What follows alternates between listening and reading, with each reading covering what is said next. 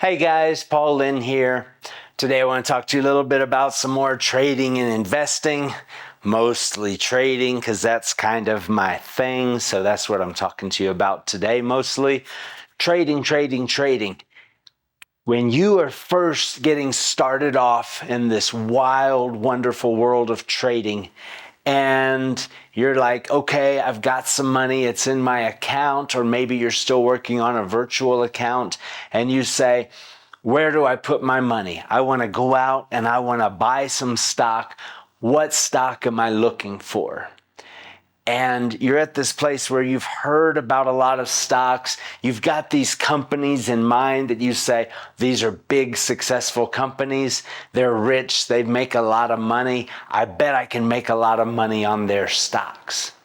And you also have been watching the news and you hear these things like, oh, here are the 3 stocks that you need to buy right now to, make money in the market in the next, year or something like that. And you're like, well, it's good that those stocks sound promising and that they're getting enough attention that someone's writing a news article about them. But God, man, I kind of want to trade, I want to return on investment today or tomorrow. I don't want to wait a year or 6 months to get a return on my investment.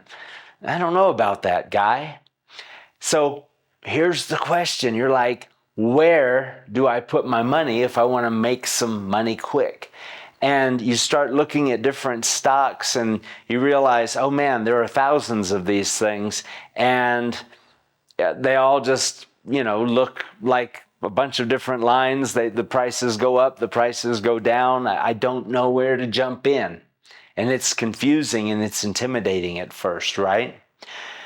I want to familiarize you today with a concept. And this concept is called, in my vernacular, the ideal stock. This is the perfect stock for trading. Now, I'm going to tell you from the beginning right now, this stock, this ideal that I'm going to talk to you about, it does not exist, okay? It is a theoretical construct. It is imaginary. You are never going to find this stock in any stock market in the world, all right? So why are we talking about it? Because this is the ideal that we're looking for when we're out screening stocks. And while we're never going to find the actual ideal stock, we're going to measure every stock we evaluate and see which ones come the closest to the ideal. Those are the ones that we're going to focus on, and that's where we're going to make a ton of money. All right? But it all starts with being familiar with the ideal. If you don't know what's good, if you don't know what's perfect, if you don't know what's going to make you a lot of money, then when you look at all these other stocks and you look at their charts and their graphs, it's just going to look like lines to you. And you're like, well, maybe I can buy this one, and maybe this one's going to go up, and I don't really know. If you can start by getting this ideal, trust me, it's going to make your stock screening very much easier, especially when you're getting started. So, what is Paul Lynn's ideal stock? What is the dream? What is this thing that wakes me up in the middle of the night all excited when I dream about it, right? Picture this. The ideal stock looks kind of like a sawtooth waveform, all right? Kind of like one of those sine waves, but maybe a little bit pointier. This thing is so predictable. It goes up and then it goes down. It goes back up again and it goes back down. And it does this over and over again. And it's perfectly regular and infinitely predictable. It doesn't have peaks that are different from one another. It doesn't go higher this time than it did last time and then not quite as high the time after that. And the same for the valleys. When it goes down to its lowest price, it's very regular. It goes to the same low every single time. And once it hits that low, we know for a fact it's about to turn around and go back up again, and we know exactly how high it's going to go up. And do you see what a beautiful, perfect money-making machine this ideal stock would be if only we could find one of these things somewhere in nature, right? We wouldn't even have to involve ourselves in the actual trading. We could really just write scripts and bots that would execute these trades for us. I mean, every time it gets down to this lowest price, which we know it's going to do over and over again, buy it. And then wait for it to get to its very highest price. And when it hits that price, sell it. And we just do that over and over again, making gobs and gobs of money effortlessly. And because it goes to the same low every time, there's really no guesswork involved. We don't have to sit there and watch it and try to figure out how low it's going to go this time and speculate, well, it's slowing down, it's been dropping, but now it looks like it might be trying to come back up, but I think this is just a hiccup and it's really going to keep going down, so I'm going to wait a little longer. There is none of that with the ideal stock. We know exactly when to buy. We know exactly when to sell. And likewise, when it's going between the peaks and the valleys, when it's traveling down to up and up to down, we don't see any hesitation along the way.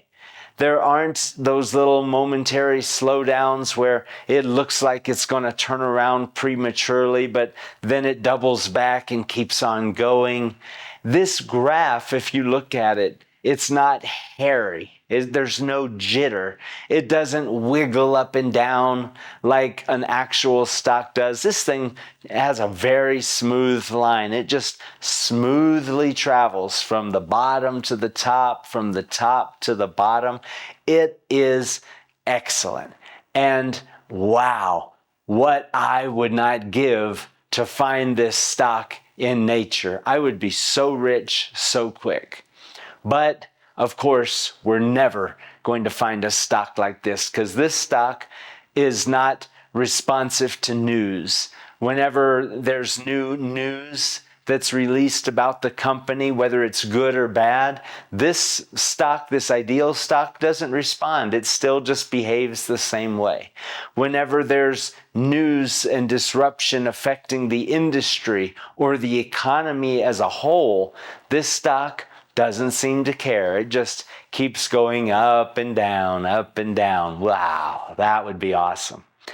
But now let's talk about reality. And real stocks, when you start looking at them, they look nothing like this. Most of them anyway. Most stocks that you see are going to have very little pattern to their movement whatsoever.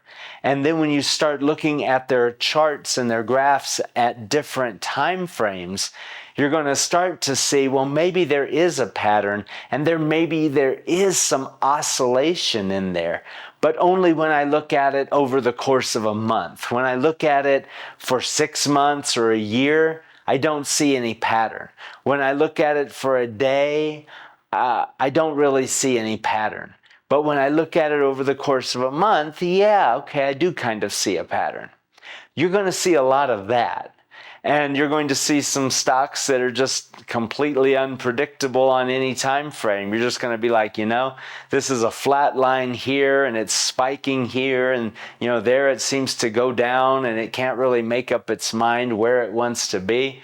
And a stock like that, for me personally as a trader, I hate a stock like that. If I can't get any sense of predictability, if it's not assuring me that, oh yeah, I'm going to go back down and then I'm going to go back up again. If I don't get that feeling from looking at the graphs of this stock, I'm not going to mess with it personally, right? So whenever we start getting to the point of screening stocks in one of the next videos, we're going to be looking at real stocks. And we're going to be comparing them. Now that we understand this concept of the ideal stock, we're going to be trying to find the stocks that come the closest to the ideal, right? So we want something that oscillates on a short term. We don't want to have to wait after we buy into this stock. We don't want to have to wait a month for it to come back up. At the most, we want to wait a day or two for this thing to come back up so we can get some profit, right?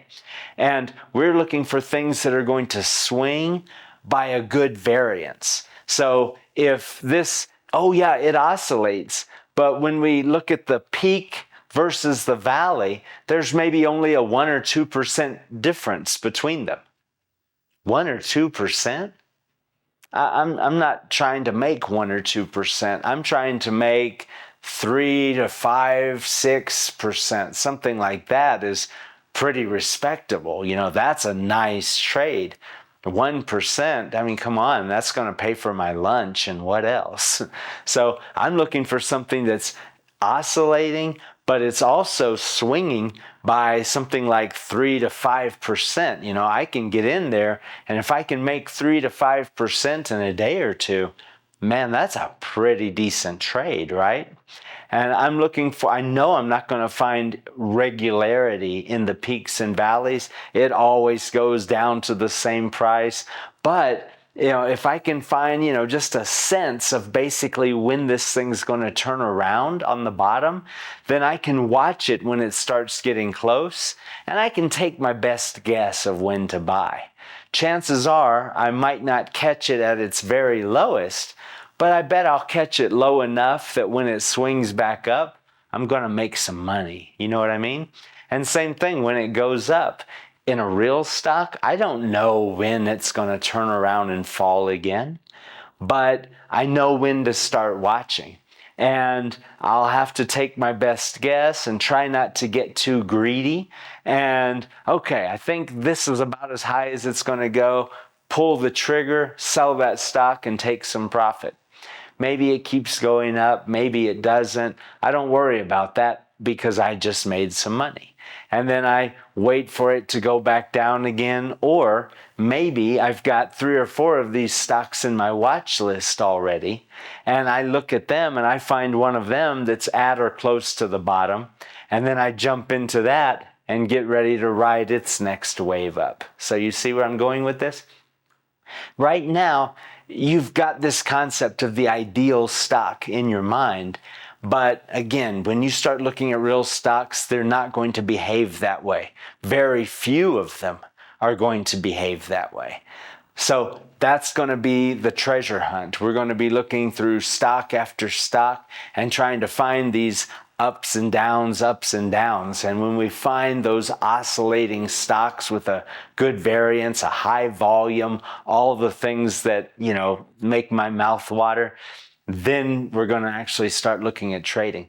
So whatever account you've got, if you're actually trading with real money at this point, or more likely if you're still on a virtual account and looking for stocks to trade, don't worry. In a coming video, I'm going to walk you through some analysis and some actual stock screening, and I'm going to show you exactly how I do that and how I choose which stocks I'm going to play with.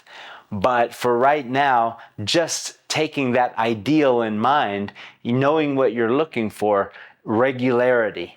You're looking for something that swings up and down with a high variance, something that's swinging, back and forth by a difference of, minimum, I would say 3%, if not 5 or maybe 10, if you could find something like that. And you're looking for something that's got a lot of volume behind it, something that's trading a few million shares a day. It doesn't matter if it's swinging and there's low volume, because it's going to be a lot harder to get your trade executed if there aren't very many people buying and selling. So look for, some good volume that's, maybe 500,000 shares or more a day.